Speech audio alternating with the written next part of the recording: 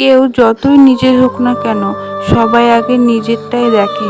সময় হচ্ছে এমন একটা জিনিস, কাউকে সময় ততটুকুই দেওয়া উচিত যতটুকু দরকার। দরকারের বেশি সময় যদি তুমি কাউকে দাও, তাহলে না তোমার সম্মান থাকবে, না তোমার দেওয়া সময়ের। জীবনে কোনো পরিস্থিতিতে যদি কখনো একা হয়ে যাও, তখন ভয় পাবে না, কারণ মনে রাখবে সিংহাসনে মানুষ একাই বসে। কাউকে আঘাত করা আর কবরে ফুল দিয়ে সাজানো অনেকটা একই ব্যাপার।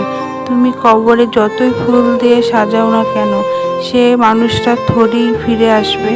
জীবনে সম্পর্ক বানালে এমনভাবে বানাবে যে তাকে তোমার কখনো মিথ্যে বলার দরকার পড়বে না, আর তোমাকে তার ব্যাপারে সত্যিটা জানার দরকারই পড়বে না। কারোর মনে রয়ে যাওয়া আর কারোর মন থেকে চলে যাওয়া দুটোই মানুষের ব্যবহারের ওপর নির্ভর করে। আজকালকার দিনে শুভচিন্তকরা এমন হয়ে যাচ্ছে যে তোমার কিছু শুভ হয়ে গেলে তারা চিন্তিত হয়ে যাচ্ছে। কোনো মানুষ আপনার সাথে খারাপ ব্যবহার করলে বা আপনার ওপর কাঁদা ছেটালে একদম মন খারাপ করো না, কারণ মানুষ তো সেটাই দেবে না যেটা তাদের কাছে থাকবে। তুমি কারোর সাথে খারাপ করলে তোমার সাথে খারাপ হতে বাধ্য, কিন্তু তুমি তো কারোর সাথে খারাপ করোনি, তবুও তোমার সাথে খারাপ হচ্ছে কেন? কেন বলো তো? কারণ তোমার শিক্ষা হয়নি, তুমি দেখেও শেখোনি, থেকেও শেখোনি। তুমি একই ভুল বারবার রিপিট করেছো। কখনো কখনো আমরা বুঝতেই পারি না কোথায় নিজেকে স্টপ করা উচিত, কখন এক্সিট মারা উচিত, কখন আর ভালো মানুষই দেখানো দরকার নেই, কখন সেই জায়গা থেকে আমাদের বেরিয়ে আসা উচিত যেই জায়গায় আমাদের আর প্রয়োজন নেই। আমি জানি না এই কথাটা কার কার শোনা উচিত, কিন্তু আজকে তুমি যা যা ফেস করছো না, তোমার সাথে যা যা হচ্ছে, এটা একমাত্র তোমার ফল, তোমার দোষ, যার জন্য একমাত্র তুমি তাই, আর কেউ না। বিশ্বাস করো, সেটা ভালো হোক বা খারাপ। Hi friend, welcome back to my channel. কেমন আছো তোমরা সবাই? আশা করছি সবাই ভালো আছো, সুস্থ আছো, আর আমরাও অনেক ভালো আছি। তো নতুন একটা ব্লগে তোমাদেরকে ওয়েলকাম জানিয়ে ব্লগটা স্টার্ট করছি। এখন বাজে সকাল 8:30 মতো। তো জামা কাপড়গুলো মা ধুয়ে দিল, আমি ছাদে এসে মেলে দিলাম। আর সকালে যে কাজ বাজ ছিল সেগুলো কিন্তু আমি আর মা মিলে করে নিয়েছি। তো সব কাজই হয়ে গেছে, এখন শুধু নিচে গিয়ে স্নানটা করে নেব। তো তার আগে আমি কিছু বেলপাতা নিয়ে গেলাম পুজো দেওয়ার জন্য, যেহেতু নিচ থেকে বেলপাতা পাওয়া যায় না, তাই ছাদে উঠেছি যখন, তাই বেলপাতা নিয়ে নিলাম। তো তারপরে দেখো আমি কিন্তু স্নান টান করে চলে আসলাম। স্নান করে এখন যে জামা কাপড়গুলো ছিল সেইগুলো এখন ধুয়ে মেলে দেবো, আর এগুলো কিন্তু নিচেই মিলবো, আর ছাদে যাব না, কারণ এই একটা দুটোর জন্য আর ছাদে মিলাম না, আর ছাদে আর জায়গাও নেই। পুরো জামা কাপড় অনেক ধোয়া হয়েছে, তো তাই ছাদ পুরো ভর্তি হয়ে গেছে। তো তাই এগুলো নিচেই মেলে দিলাম। আর হ্যাঁ, তোমাদেরকে একটা কথা বলি, অনেকেই ভাবছো যে আমি শ্বশুর শাশুড়িদেরকে নিয়ে এত কথা বলছি, হয়তো আমার বাড়িতে কিছু হয়েছে শ্বশুর শাশুড়ির সাথে, তাই হয়তো এগুলো বলছি। ওসব কিছুই না, আমার শ্বশুর শাশুড়ির সাথে ওসব কিছুই হয়নি। ওরা আমাকে খুবই ভালোবাসে, মেয়ের মতন ভালোবাসে। আর আমার শাশুড়ি মা তো আমাকে আমার সাথে পুরো বান্ধবীর মতন থাকে সারাটা দিয়ে, সব আমার শ্বশুর শাশুড়ির সাথে সব রকমের কথা শেয়ার করা হয়। উনি আমাকে সব কথা বলে, আমিও সব কথাই বলি। যে কোনো যে শাশুড়ি হয় লজ্জা পাবো ওরকম কিছুই না, ওরা আমাকে খুবই ভালোবাসে। আর আমি ওরকম কথা কেন বলি জানো তো? কারণ আমি তো আগে প্রথম থেকে এই চ্যানেলটাতে লেখা ভিডিও দিতাম, তোমরা দেখেছো যে আমি লেখা ভিডিও দিতাম। তাই আমি ভাবছি কি যে লেখা ভিডিও না করে, কারণ আমি ব্লগের মধ্যেই মুখেই বলে দিই কথাগুলো, কিছু ইমোশনাল কথা বললে হয়তো ভালো। আর আমি অনেককেই দেখেছি এরকম ভিডিও করতে, ওরা এরকম ইমোশনাল কথা বলে, কিন্তু ওদের লাইফে এসব কিছুই না। তো দেখো, একদিন আমি লিখে দিতাম বলে কারো কিছু মনে হয়নি, আর এখন আমি মুখে বলছি বলে হয়তো সবাই ভাবছে কিছু হয়েছে, কিন্তু অ্যাকচুয়ালি ওসব কিছুই হয়নি কিন্তু। তো তারপরে দেখো, আর আজকে না সব রান্নাবান্না আমি নিজেই করেছি, কারণ আমার শাশুড়ি মা পাশে এখানে একটা হাসপাতাল আছে, ওখান থেকে খবর দিয়েছে সবাইকে সুগার প্রেসার এগুলো মাপতে যেতে। তো তাই মা কাকিমা পাশের বাড়ি একটা কাকিমার সাথে ওখানটাতে গেছে, তাই আমি মাকে বললাম তাহলে তুমি যাও, আমি রান্নাবান্না করে নেবো।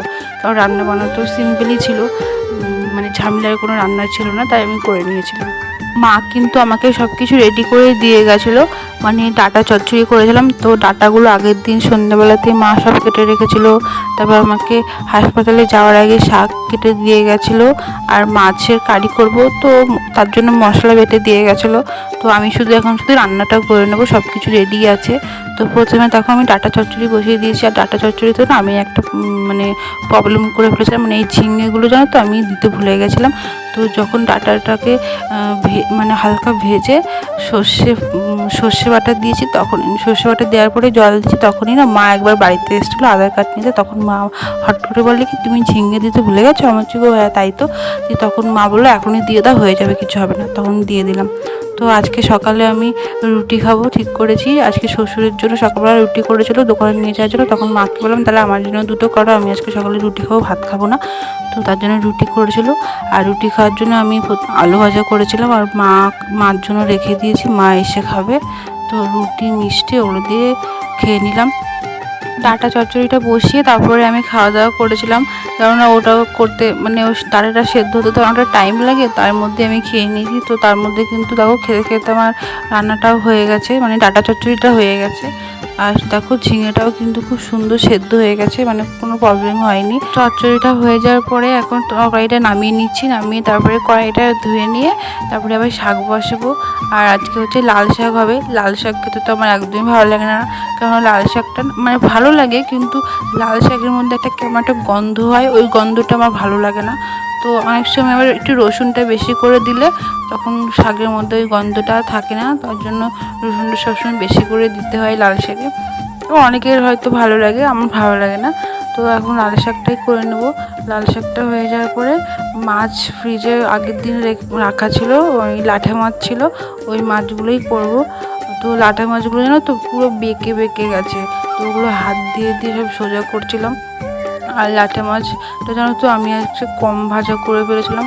তো খেতে বসে শ্বশুরমশাই বলছে কি মাছগুলো কি ভাজুনি নাকি? কি বলবো, এরকমই হয়। আমি যখন বাড়িতে একা একা রান্না করি আমি বুঝতে পারি না কীভাবে কী করবো। দেখো মাছ ভাজা করতে যাচ্ছি, তো আমি ভয়ে দূর থেকে মাছ দিচ্ছি কড়াইতে, মনে হচ্ছে কি গায়ের মধ্যে সব ছিটিয়ে আসবে তেলগুলো। তো যাই হোক, এখানে মাছ ভাজা বসিয়ে দেওয়ার পর মাছ ভাজা কিন্তু হয়ে গেছে, ওগুলো নামিয়ে নিচ্ছি। আর তারপরে মাছের কারিটা করব, ওটা করলেই আমার কিন্তু রান্না বান্না হয়ে যাবে। আর মাও কিন্তু এখনও আসেনি। মা ফোন করে বললো যে আমার একটু দেরি হবে আসতে। মা আমাকে বলেছিল যে তুমি শাকটা আর ডাটা চচ্চড়িটা করে রেখে দাও, আর মাছটা আমি এসে করব। দিয়ে আসতে দেরি হবে বলে আমি করে নিয়েছি, মানে যা হবে হবে, খেতে ভালো হোক খারাপ হোক যাই হোক আমি করে ফেলি, কারণ ওখান থেকে এসে আর করতে ইচ্ছে করবে না। তাই আমি ভাবলাম আমি করেই রেখে দিই। তো দেখো, আর কিন্তু ভালোও হয়েছিল খেতে, শুধু মাছটা একটু কম ভাজা হয়ে গেছিলো, তো কী করা যাবে। তো দেখো এখানে মাছ মশলাটা কষিয়ে জল দিয়ে দিলাম। আর এদিকে আবার দেখো 11টার সময় এখানে জল দেয়, মানে সকালে 6টার সময় জল দেয়, 11টার সময় জল দেয়, আবার দুপুর 3টের সময় জল দেয়। তো আমি সব বালতিগুলো ভরে রাখছিলাম, তো ওই জলটা দিয়ে হচ্ছে শ্বশুরমশাই স্নান করে বাড়িতে এসে, তো তার জন্য সব জলগুলো ভরে রাখছি। আর আমাদের বাড়িতে না জলের কোনো অভাব নেই, 4 রকমের জল, টাইম কলের জল, চাপ কলের জল, আবার সাবমার্সিবলের জল, আর খাওয়ার জন্য তো আবার কেনা জল আছেই। আর নিচে যে জামা কাপড়গুলো পরে দিয়েছিলাম যেগুলো শুকিয়েছে সেগুলো নিয়ে আসলাম, আর যেগুলো শুকায়নি সেগুলো উল্টে দিয়ে আসলাম। তারপর এখানে আমার মাছের কারিটাও রান্না করা হয়ে গেছে। তো ওটা রান্নাবান্না করার পর এখন যে বাসনগুলো ছিল সেগুলো সব এখন ধুয়ে রেখে দেবো। তো আর হচ্ছে যে ছাদে যে জামা কাপড়গুলো দিয়েছিলাম ওইগুলো এখনও আনা হয়নি, ওগুলো সব রান্নাঘরটা মুছে তারপর হচ্ছে ওগুলো আবার আনতে যাবো। আর এর মধ্যে কিন্তু মাও বাড়িতে চলে এসছে।